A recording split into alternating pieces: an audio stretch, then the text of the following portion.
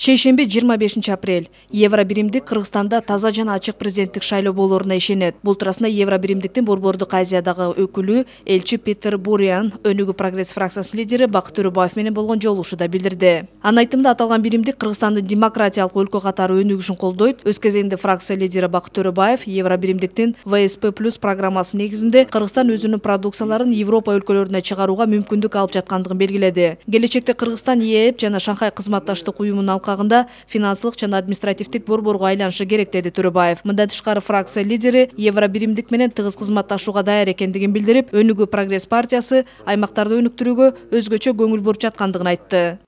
Наша партия, Өнүгүү прогресс, наша фракция, мы всегда открыты, мы не закрываемся. Мы со всеми международными донорами, организациями, со всеми работаем, присутствуем, даже они даже нам помогают, проводят тренинги, помогают в партийном строительстве, помогают в идеологии. Очень много позитивных моментов есть. Я думаю, что ваше сегодняшнее присутствие в Кыргызстане это тоже во благо нашего народа, нашей страны. И мы только должны брать от вас все самые хорошие, приятные ценности. Мы надеемся, что выборы президента подтвердят действительно что-то уникальное для Кыргызстана, что для региона, что президенты меняются посредством честных и прозрачных выборов. Бейшемби 27 апрель. Азыркы өкмөттүн иши эффективдүү эмес жана буга чейин мындай алсыз өкмөт болгон жок эле. Өнүгүү прогресс фракциясы өкмөттүн 2016 жылга болгон отчетун канааттандырарлык эмес деп тапты. Бул туурасында 27 апрелде аталган фракциянын лидери Бакыт Төрөбаев өкмөттүн отчетун угуп жатып билдирди. Өкмөт ЕЭПтин алкагында 18 техникалык талаптарга даяр эмес. Жолдордун тамтыгы чыгып, сапатсыз курулуп жатат. Дача сууда кулап түшкөн учак боюнча так маалыматтар ушул күнгө чейин жок. Азыркы өкмөттүн саясаты өрттү өчүргөндөй эле болуп жатат. Өкмөттүн отчетунда 2016 жылы министрлер кабинетинин программасы 90%га аткарылгандыгы, экономикалык өсүш 3,8%ды түзүп, ЕАЭПке мүчө мамлекеттерден 40% инвестиция тартылгандыгы, экспорттун көлөмү 5,1%га көбөйгөндүгүн Сооронбай Жээнбеков айтып өттү. Премьер-министрдин айтымында элдин өкмөткө болгон ишеними өсүптүр жана эл аралык рейтингтерде дагы жылыштар бар, деди. Ekonomikалық эркиндик индекси боюнча Кыргызстан 89 орунду элеп, бул көрсөткүч 7 позицияга жакшырган. Өкмөттүн отчетун уккан эл өкүлдөрү бардыгы жакшы дегенге толук кошула алышпайт. Депутаттар министрлер кабинетинин айрым иштерин сынга алышты. Бул коопсуз шаар долбоорунун ушул күнгө чейин аткарылбай жаткандыгы, жолдордун тамтыгы, ЕЭПтин алкагында эмдигичи лабораториялардын курулбай жаткандыгы сыяктуу көйгөйлөр бар. Парламентарий Зиядин Жамалдинов жолдордун сапаты начар болуп жаткандыгын жана өзгөчө кырдаалдар министрлигинин шалаакылыгынан улам дарыяларда сунуу деңгээли көтөрүлүп, айдоо аянттарын каптап жаткандыгын көтөрдү. Бүгүнкү күндө дарыялар суулар мында жатканда канча айдоо жерди алып кетти? Канча гектар? Жалал Абад областы боюнча 2 дарыя, Көк Арт менен Караөңкүр дарыя ашты, андан кийин Жазы дарыясы. Караөңкүр Сай дарыясынын Сакалды айыл өкмөтүндө 20 гектардан ашык жерди алып кетти. Айылдын ичине кирди, бирок үйлөргө кирген жок. Андан сырткары Көк Арт дарыясынын боюнда 5 гектардан ашык шалы жерлер, бирок ал жерге эгин эгилек жерди алып кетти. Чуу дарыясында да бар. Мынча айтканда мына көрдүңүздөрбү? МЧСтин шалакалыгынан канчалаган жерлерибиз жок болуп кетип бартат. Өлкөнүн тышкы карызы 4 миллиард доллардан ашты. Аны ар бир жаранга бөлгөндө 50-60 миң сомду түзүүдө.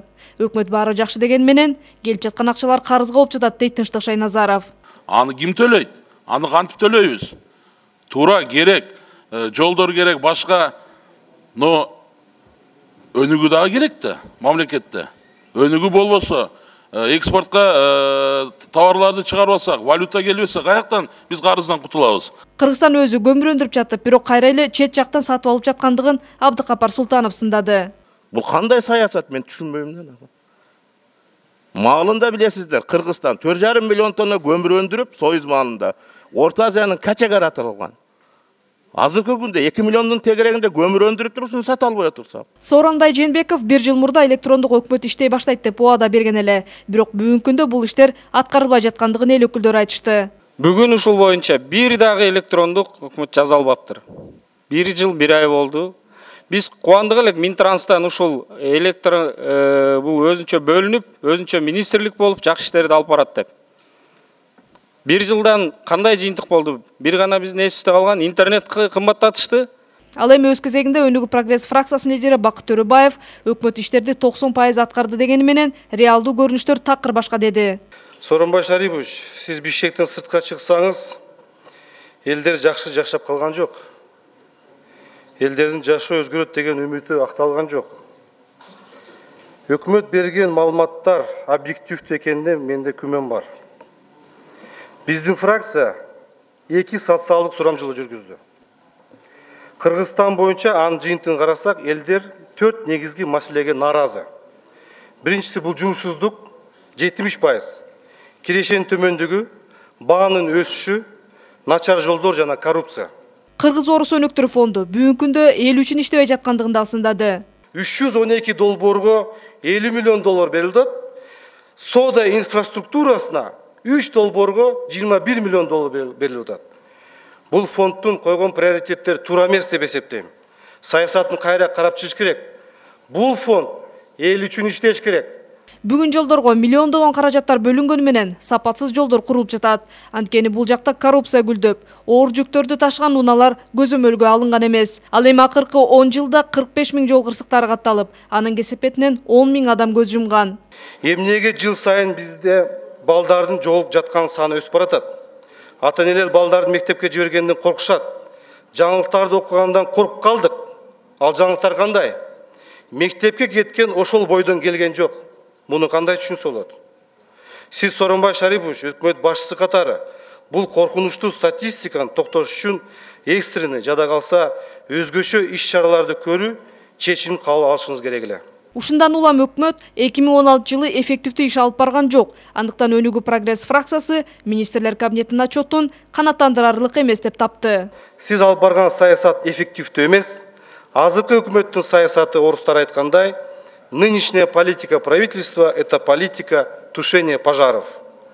Урматтуу депутаттар, Өнүгүү прогресс фракциясы премьер-министрдин 2016 жылга болгон өкмөттүн отчетун канааттандырарлык эмес деп эсептейт. Рахмат. Бирок канчалаган сын пикирлер айтылганы менен эл өкүлдөрү өкмөттүн отчетун жалпы добуш менен канааттандырарлык деп тапты. Жума 28 апрель. Өткөн жылы өлкөдө онкологиялык илдеттерден 120 аял каза болсо, көкүрөк рагынан 93 аял көз жумган. Каражаттын жоктугунан бүгүнкү күндө алыс каймактарда жашаган аялдар өз убагында дарылана албай, оору өрчүп кеткенди гана келишет. Бүгүн Өнүгүү прогресс фракциясы өзүнүн отурумунда өлкөнүн аймактарындагы аялдардын ден соолугу жана аялдар арасындагы онкологиялык оорулар тууралуу жагдай жөнүндө маалымат укту. Анда фракция бир катар талаптарды өкмөткө койду. Жыл сайын дүйнө жүзүндө 1 миллиондон ашуун аялдан көкүрөк рагы аныкталат экен. Мындайча айтканда, ар бир 8-чи аял бул дартка чалдыгат. Адистердин айтымында Кыргызстанда дагы жыл сайын көкүрөк рагынан каза болгондордун саны өсүп жатат. Андыктан Дени сак аял, Дени сак үй бүлө коомдук фонду буга чейин тегерек стол уюштуруп, бул көйгөйдү Өнүгүү прогресс фракциясы өзүнүн отурумунда көтөрүп чыгуусун сунушташкан эле. Бүгүн аталган фракция саламаттыкты сактоо министрлигинин жана тийиштүү тармактардын өкүлдөрүн чакырып, аялдар арасындагы онкологиялык оорулар тууралуу маалыматты угушту. Өзүңүздөр билесиздер, канча жылдан бери көп көңүл бурулган эмес да. Мына акыркы эле 2-3 жылда мына көңүл бурулуп, кичине бир алдыга жылдар бар да. Бүгүнкү күндө өкмөт тараптан көкүрөк рагы менен чалдыккандарга жылына болгону 365 сом бөлүнөт экен. Өлкө боюнча болгону ооруну аныктоочу 3 гана аппарат бар. Мы понимаем, что первое направление это кадры и это оборудование, да, которых у нас не хватает ни кадров, ни оборудования. Аталган илдет көбүнчө айыл жергесиндеги аялдарда көбүрөөк кездешип жатыптыр. Анткени алыс каймактарда жашаган аялдар өз убагында текшерүүдөн өтпөй, оору өрчүшүп кеткенде гана адистерге кайрылат. Андыктан дарыгерлер көкүрөк рагынын алгачкы 2 стадиясында гана дарылай ала тургандыктарын айтышты. 40% уже кеч аныкталгандар да. Буларды коллегам айткандай, уже операцияга да алышпайт, аны уже паллиативдик жардам деп, уже көбүнчөсүн биз эчтеке кыла албай калдык, мына алып кеткиле, тигибу деп эметет да, анын баары ошо үй бүлөсүнүн мойнуна, анан семейный үй бүлөлүк дарыгерлердин көзөмөлүнө өтүп карап калып атышат да. Онкологиялык илдеттер менен ооругандардын көбү кыйналып каза болуп жатышат дейт Талайгүл Сабырбекова. Анткени оору күчөп жатканда аны жеңилдете турган дары-дармектер өз убагында берилбей жатат. Эң бир көйгөйлүү симптомдордун бири бул жанды кейиткен оору, сыздаткан оору болот да. Ал 80% ооруларда кездешет. Элестетсеңер, ошо жылында, мына 2016 жылы 3585 адам рактан кайтыш болду. Ошонун 80% ар кандай болевой синдромдон кыйналышат. Биздин эксперттер санап чыкканда, ушул адамдарга морфин керек. Биздин талабыбыз ушундай эмелер менен санаганда 16-18 килограмм морфин биз использовать етишибиз керек да. Кыргызстанда 470 грамм гана использовать этилет. Эмне үчүн? Эмне себептен? Себеби деген абдан көп барьерлер бар. Докторлар аны жазып бербейт, морфинди убактысында бөлүнбөйт. Адамдар кыйналган боюнча, пытка боюнча кайтыш болуп атат. Бул даже система здравоохраненияда пытка деп айтылат. Жеке клиникаларды ачып, дарылап жаткандарга лицензиялардын берилиши туурасында дагы маселе көтөрүлдү. Белли болгондой, элдик дарыгерлер дагы бүгүнкү күндө рак илдеттеринен жабыркагандарды дарылайбыз деп, алардын колунан каза болгон учурлар катталган. Рак молочной железы боюнча кайрылып, ал бир операция жасап, анан каза болуп калды да. Анан албай мен кыргызча дарылайм деп эмдом окуй бериптир. Тигишилер ишенип ошо акчасын бере берген. Анан каза болгондон кийин эми бул Кудайдын айтканы деп ошондой жыйынтыктарды чыгарып койду. Эми ошондой лицензиясы бар экен да. Ошондойлор менен кандай иш алып барып атасыздар? Бул маселе боюнча 2016 жылы бардык средства массовой информациялар көтөрүлүп, терең талкууга алынып, иштер жүргүзүлгөн. Биринчиден бул медик эмес да, биолог бул. Анан саламаттык сактоо министринен лицензия берилген эмес. Көкрөк рагын аныктай турган аппарат бир гана Ош жана Бишкек шаарында орун алган. Ал эми улуттук онкология борборундагы жабдыктардын көбүнүн эскилиги жеткен. Адамдын өмүрү бул эң ыйык нерсе да. Андан бир жогорку баалуулук жок да, ден соолук өмүр, туурабы? Анан биз ошол нерсеге акча аясак, ошол жерде анан жүрсөк кредит издеп, карызга шприц берип турчу, баягындай стекла берип тур, холодильник берип тур, уят. Оорукчан эгер больницага барган болсо, азбы көппү акча берет, туурабы? Ошондой официалдуу кылып эле, прескурантты коюп эле. Азыр онкологияда оорулар прескурант цен боюнча, фомска өтүп, ошо цена боюнча ошо төлөшөт да өздөрү. Мен түшүнүгүм боюнча бул жерде бүт проблема бакча каражатта, туурабы, эжелер? Туурабы? Мына сиз Минфин уктуңуз да проблеманы. Көбөйүп кетти. Апа деген бул биздин энебиз го. Азыр айтабыз, акча каражат жок деп атасыңар. Акча каражат бар. Дагы бир жолу айтып кетейин. Акча каражат бар. Туура эмес жака колдонуп аткан Минфин, туура эмес колдонуп аткан акчаларды туура эмес жака багытталган көп булактар бар. Мына 165 миллион кан диабет сахарына берип аттыр. Эмне үчүн биз онкологияга бере албайбыз? Эмне үчүн бере албайбыз? Уже мына экинчи орунга келип калыптыр. Жүрөк кан тамыр оорудан кийин онкология болуп калыптыр. Чечиш керек маселени. Конкреттүү түрдө чечиш керек, все бүттү. Бизден эмне жардам? Биз жардам берели. Мыйзам, бюджет тиги карап атканда ошонун баарын айткыла бизге. Ана экинчи маселе. Мына азыркы мындай карасам, эң негизги бул профилактика, эрте аныктоонун, дарттын аныктоосун. Ошол баягы биз жүргүзбөдүк беле баягы кан тамыр, жүрөк кан тамыр оору боюнча дарыгер тобун түзүп региондорго. Ошо именно аялдарга багытталган ошондо уюштурса болобу? Конкреттүү мындай уюштурса болобу? Конкреттүү мындай ушул именно ушул онкология боюнча. Барбы мүмкүнчүлүктөр? Мүмкүнчүлүк бар. Кыла алабызбы? Кыла алабыз. Биз мына Өнүгүү прогресс партиясы мамлекет деңгээлинде айчара багытты көтөрө алдык. Кече премьер-министр биздин программаны өзүнүн докладында кошуп сүйлөп атат. Бул биздин жеңишибиз. Мына сиз кече айттыңыз докладыңызда канча деген 65 000 дарыгер топ менен текшерип чыкты. Бул дагы биздин салымыбыз, биздин артыбыздан кубалаган жумуш аракеттерибиз.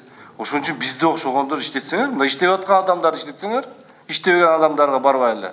Фракциянын отурумунун соңунда өкмөткө бир катар сунуштар берилди. Алардын ичинде өкмөттүн улуттук стратегиясын иштеп чыгуусун, бюджеттеги каржылоонун артыкчылыкту карап, мобилдик медициналык текшерүүлөрдү аймактарда жүргүзүү жана бул көйгөйдү жалпыга маалымдоо каражаттарында кеңири чагылдыруу каралган.